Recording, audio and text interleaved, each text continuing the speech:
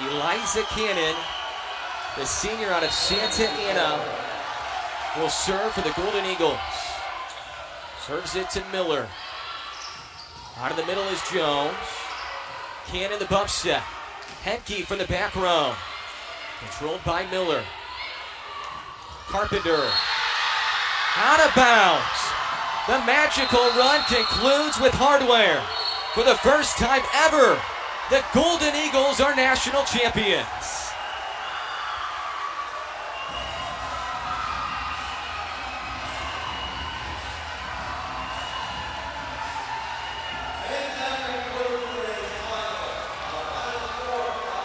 What an unbelievable run for Juan Figueroa and the Cal State LA Golden Eagles.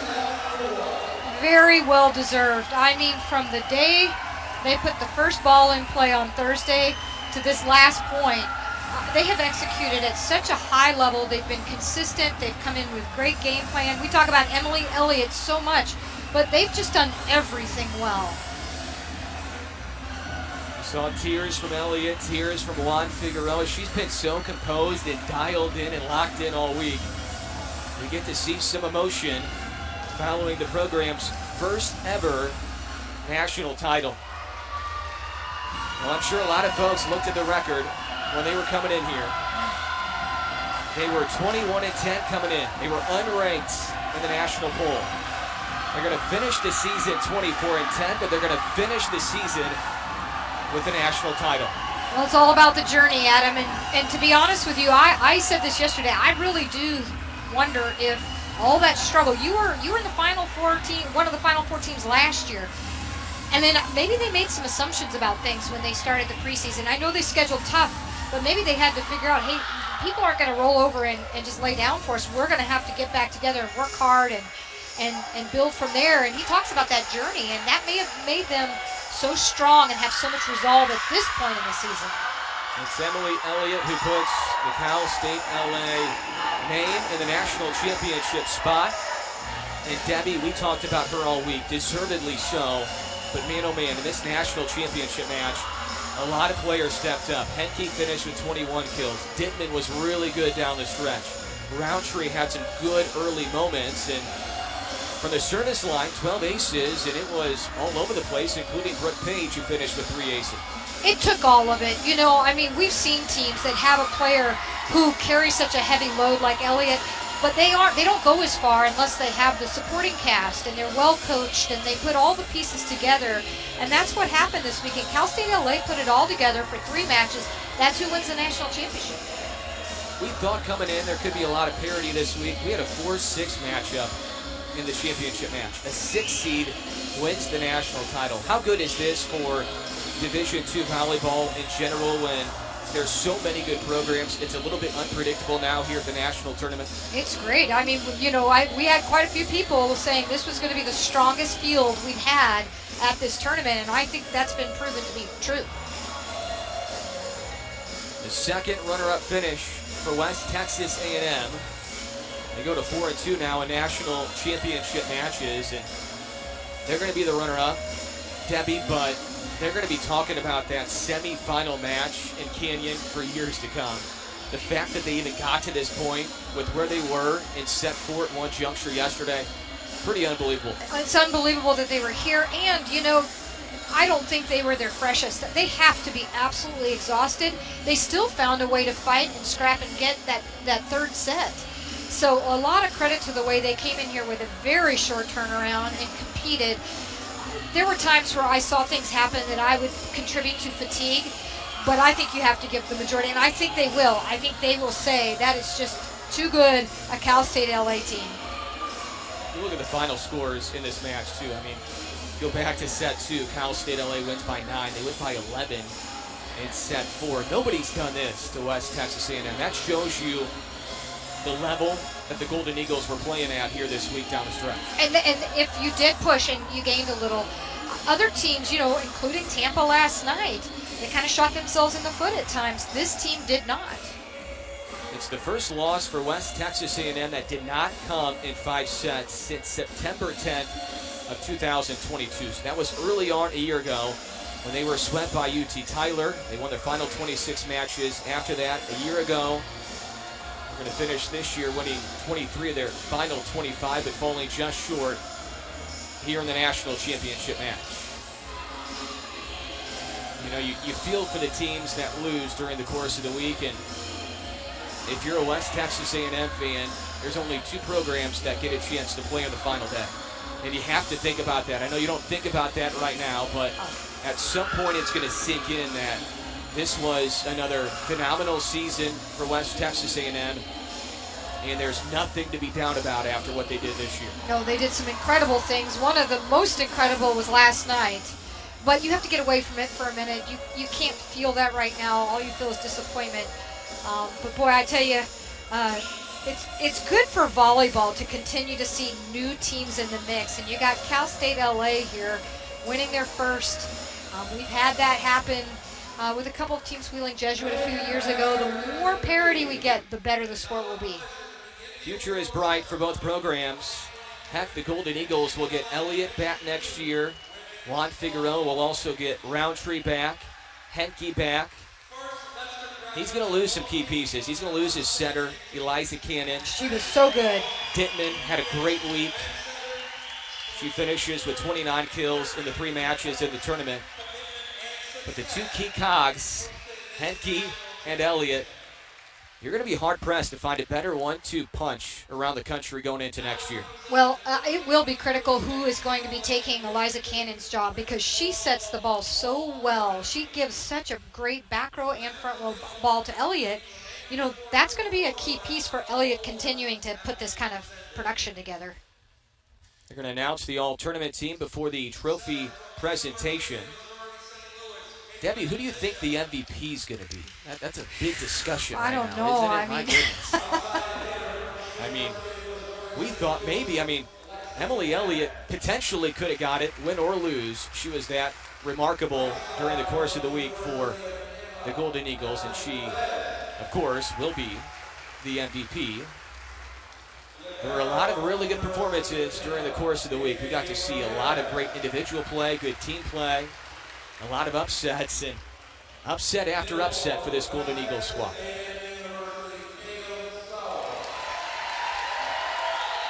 Tatum Stowe, part of the all-tournament team for West Texas A&M. She had 5 kills, 364 hitting percentage in this match. Also had 5 blocks.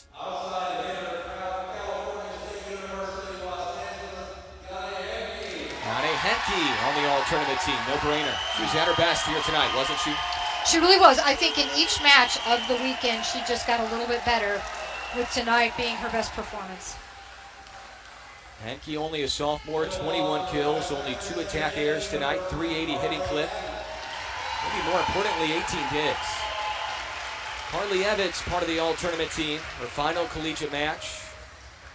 Debbie, she came back to Canyon. She was at 2 schools previously, came back to her hometown school, and really went out on a high note individually. 9 kills in this one for Evans. Also had a couple of digs. Haley Roundtree on the all-tournament team for the Golden Eagles. 6 kills in this match, 455 hitting percentage for the 2nd straight day. Speaking of sophomores, Emma Becker on the all-tournament team. 11 kills, 346 hitting percentage for her tonight.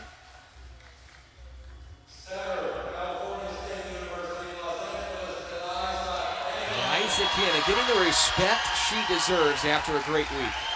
Setters sometimes get lost, you know, but who made all this go? Yep. Eliza Cannon. Well-deserved right here. Her final match collegiately, and she goes out a winner. Senior out of Santa Ana, California. Tori Miller, a no-brainer selection. What a marvelous career, Debbie, that she put together. You know, and we talk about the numbers and the things that are physical, but it's the heart and soul, the grit. Last night, she really willed her team through that match. And the MVP, Emily Elliott.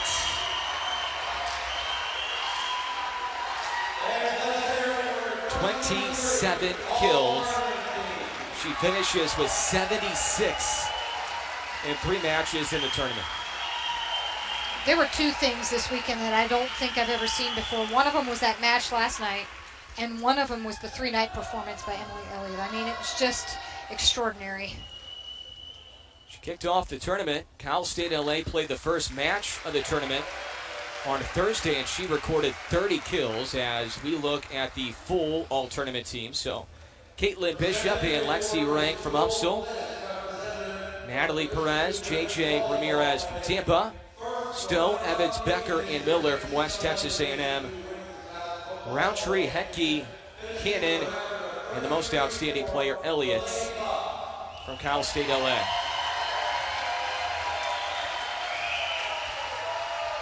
Now we'll have the trophy presentation. And they're going to start with West Texas A&M.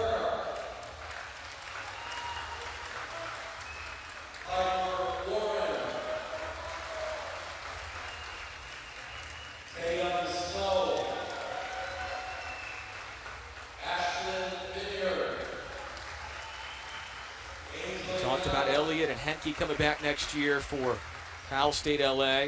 Some key pieces lost for the Lady Buffs. With Miller graduating, Harley Evans graduating, but so much more coming back as well for Kendra Potts, the head coach. They're still a relatively young team to have so much experience at this point.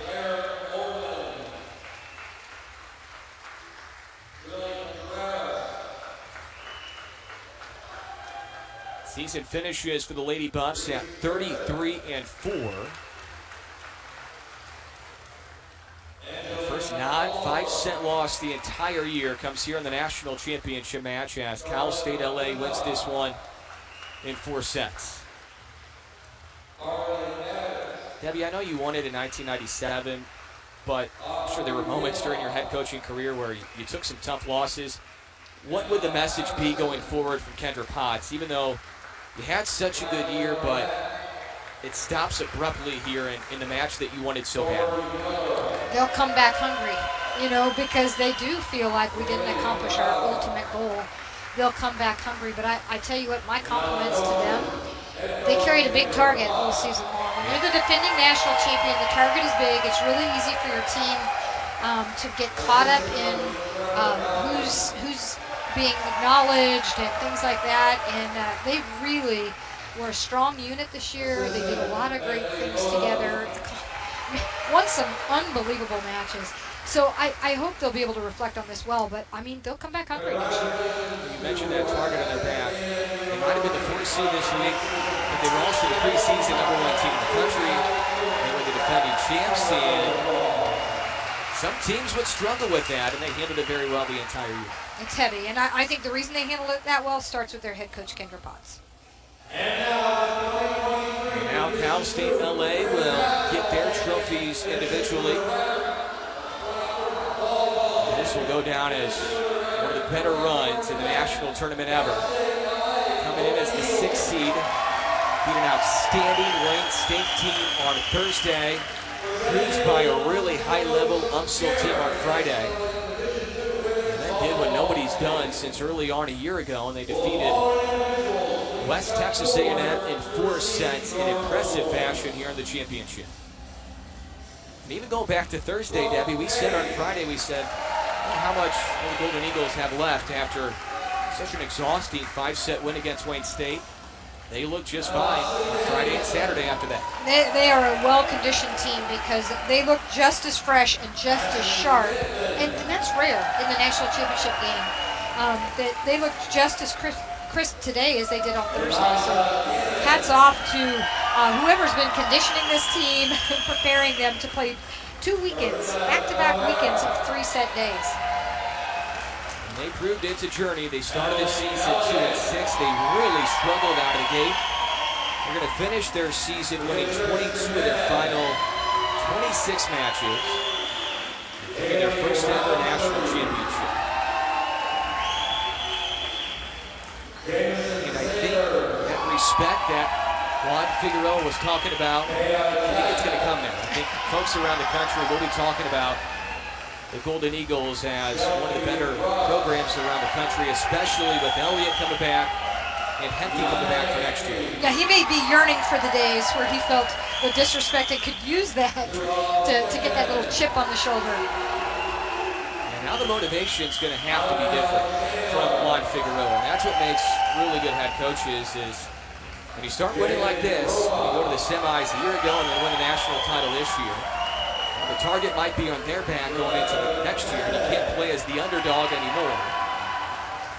But just watching Juan Figueroa, how he interacts with the players, his press conferences, how he talks, he seems like a really high-level motivator, and the players respond to him at a high level as he goes out there and gets his trophy. Well, and he's been very humble and gracious in his press conferences about how his team has played, about everything that's been going on here. The tournament's been run. California State University, Los Angeles, their first ever national championship and their first ever trip to the national championship match. We'll take some hardware back to LA. Saw on social media a couple days ago, their school president was actually here supporting the program in Boone Township. So cool stuff from their program. Speaking of this venue and Robert Morris University, this was an outstanding week, Debbie. Really good hosts. Everything went very smooth from the committee's perspective as well. This was a whole lot of fun. People have no idea. I've served on the national committee for several years. They have no idea how hard they work. They get here either Monday night or Tuesday. They work all week, and of course they do all the work during the course of the year with the rankings, the regional rankings, and then the re-ranking for nationals. But they run this tournament once it starts, and there's a lot of attention to detail needed. They work long, long days. So credit, this tournament went very well. Hats off to the national committee. The week started with 8 teams. We finished with one on top as California State University Los Angeles rolls through Wayne State, upset, and now West Texas A&M upsets all the way through. And our seventh and our final match is in the books as the Golden Eagles claim the program's first ever national championship. Debbie, thanks so much. A whole lot of fun this week. It was great, and the volleyball was just through the roof. High-level stuff. Golden Eagles win the title. West Texas A&M falls up just short, looking to go back-to-back. Big thanks to our entire crew this week. Our producer, Braden Pretch. My partner, Debbie Hendricks. Adam Young saying so long from Boone Township, Pennsylvania.